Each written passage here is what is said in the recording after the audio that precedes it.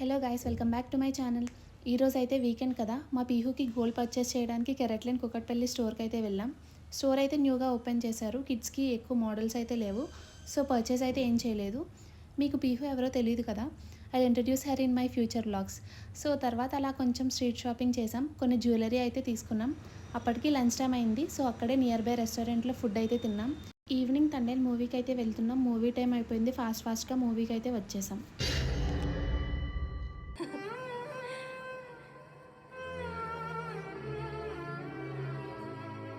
బుజ్జితలే బుజ్జితలే రాజు ఓయ్ రాజు చెప్పే బుజ్జి. ఏ రాజు ఇన్ని రోజుల తర్వాత ఫోన్ చేసి సరిగా మాట్లాడడం కూడా లేదు.